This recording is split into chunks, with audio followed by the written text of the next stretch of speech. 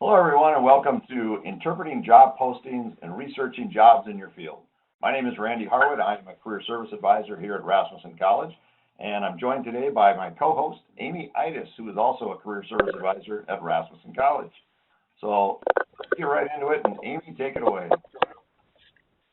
Okay, let's get started.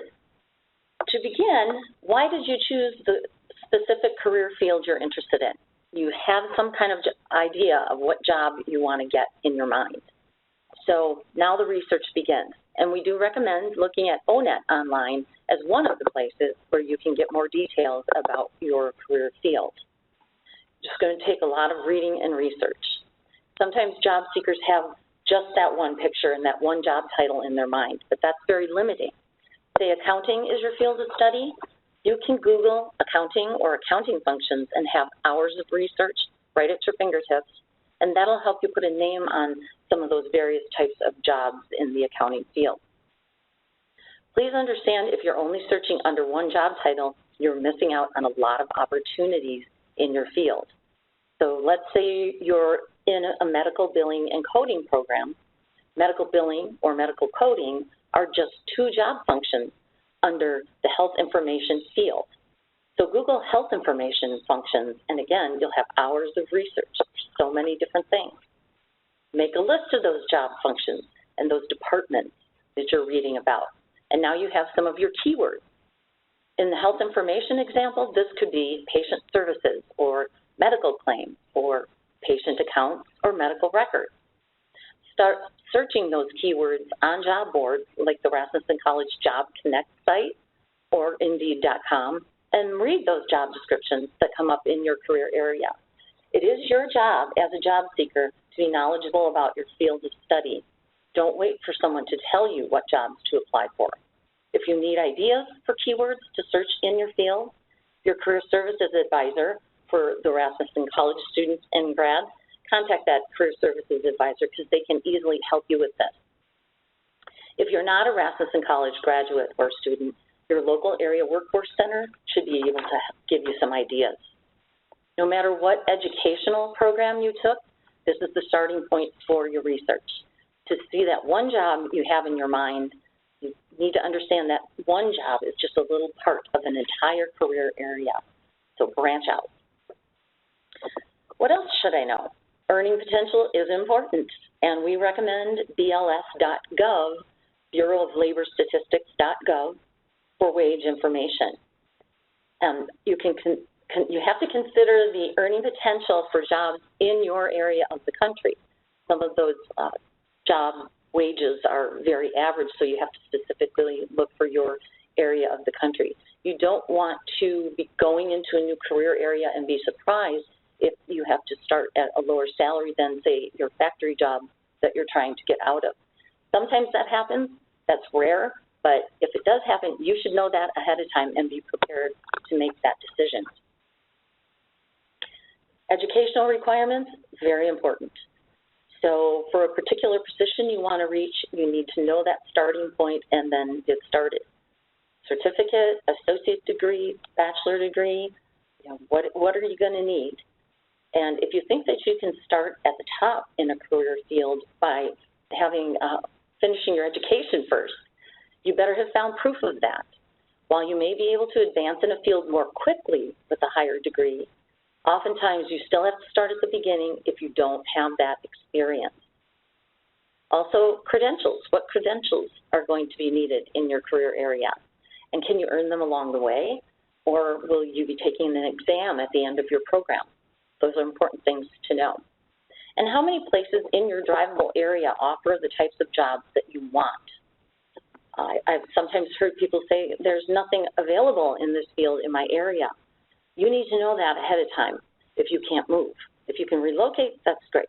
But these are other details that you need to know in your career field.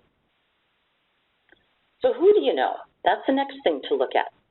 Your friends, relatives, and your instructors. Don't forget about them. If you know people who are in your field of study, make sure you talk to them and ask some questions. How did they get started? What was their first job in the field? What are the things they like most about their job? And what are the things they like the least? Serious professionals love to help develop others interested in their field. So ask them for an informational interview and go in prepared with these questions, or a job shadow if you can get one. Also, there are career fairs going on all over the country almost every day of the week, and some are geared for a variety of professions and some are very focused. So look those up in your area and attend them, whether they're virtual or in person.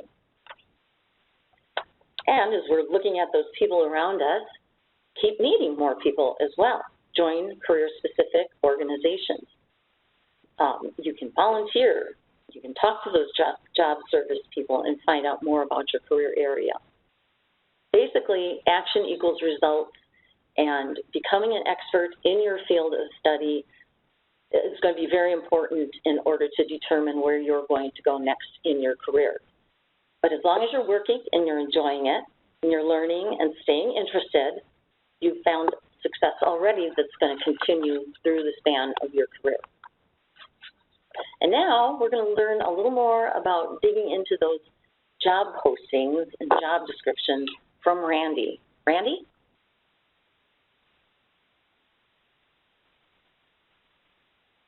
I don't hear you, Randy. Yep, great information, Amy, and great advice from those slides that you had there. Let's talk about interpreting job listings now. Each of these job listings that you'll look at, you want to read each one carefully.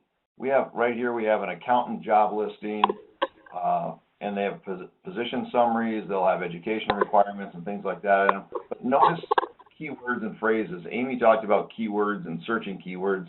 The same goes for a job listing. Notice those keywords and phrases that you can match into your resume and cover letter with your own skills and experience and education. In this example, you'll notice that the first sentence under the position summary, it tells you what they're looking for and a bit about their company values. This is valuable information for you to know because you can use it in your cover letter and in your resume to get them to look at your resume and ultimately give you an interview. But here they're seeking, the keywords are ambitious. They're looking for someone who's ambitious. They're looking for someone that's got accountability, a respectful person, an honest person, someone who's interested in quality improvement, and a team player. They're also looking for some skills compiling and reporting financial information, control of cash management. And they're also looking for someone who has experience in accounting, which is preferred by them, and strong accounting knowledge. So these duties and responsibilities that they show next tell you the basics of what you're going to be doing in a particular position. You want to review these in every job description and see if that particular job is something that you'd be a good match for. And it has to match your skills, your abilities, your experience, and your education. Remember, you don't need to be a perfect match, but you must be confident that you can perform the majority of these duties and learn the rest fairly quickly. Now here they're looking at, in this particular job, they're looking at someone who can prepare financial statements, review and research information, prep annual budgets, track budget comparisons, review some invoices, have accounts payable experience, have some experience with the Yardi accounting system, balance general ledgers, reconcile bank statements, and things like that. So those are all the key things that they're looking for in this particular job. Now you get to the knowledge and the skills. In this section, you'll have the job description. It'll tell you more about the skills that they're looking for. Again, you don't have to have every single skill mentioned, but you'll notice that there's a mixture of hard skills and soft skills. And again, you'll want to highlight those skills that you have both on your resume and in your cover letter and match them as closely as you can to the skills and the experience that they have in the job description. Here, they're looking for prior experience in accounting. And for their soft skills, they want someone who's got good interpersonal skills, good communication skills, is motivated, well organized, and is self-directed.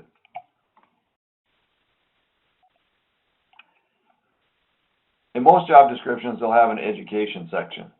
And oftentimes they'll tell you the minimum education that they require and what they may prefer. For example, they may say they require an associate's degree, but prefer a bachelor's degree. If you meet the requirements, you'll have a better chance of moving ahead in the hiring process. And again, the same with these skills that they show here that are from the other page. They're looking for someone who can multitask, prioritize, manage their time, is detail-orientated, and has an attention to detail, and they can calculate figures and amounts. Those are things that you want to make sure that you're reading the listing and making sure that you, again, meet as many of these as you possibly can. So when they talk about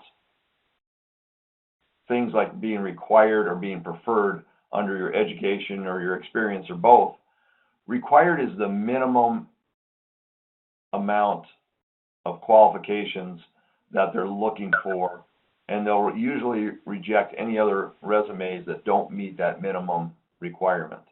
Say they require an associate's degree. Well, if you only have a certificate or just a high school education, they will not even look at your resume. Your resume won't advance to the hiring interviewing stage. So preferred are qualifications that they would like to see the candidates have.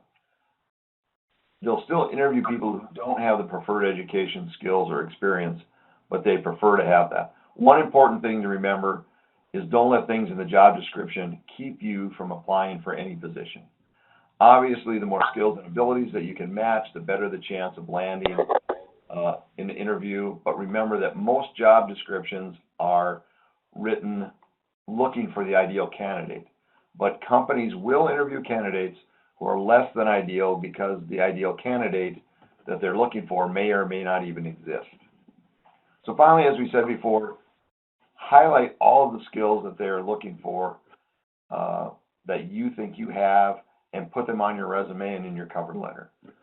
Tell them a story of how those skills and your education and your experience will make you a valuable member of their team and what you're going to contribute to the success of the organization if they hire you for this position.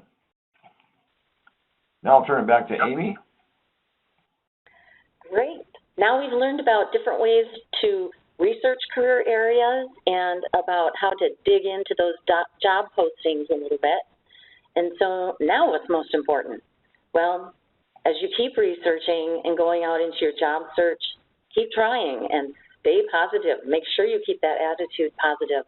Employers do have to like you to hire you, so surround yourself with people who encourage and inspire you, and keep educating yourself. Jobs are constantly changing, so keep going and stay on top of what is going on in your field so you can be ready for that next step in your career. Always be ready.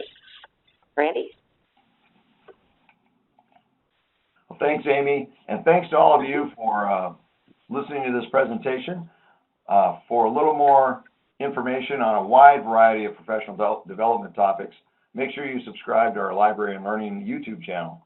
It contains lots of videos, playlists, some channels, and discussions about almost everything career-related and Rasmussen-related, from the APA guidelines to career and program options and everything in between. It's a great resource to help you while you're in school and beyond. So again, thanks for joining us today, and I hope you have a great one. Thanks, everyone.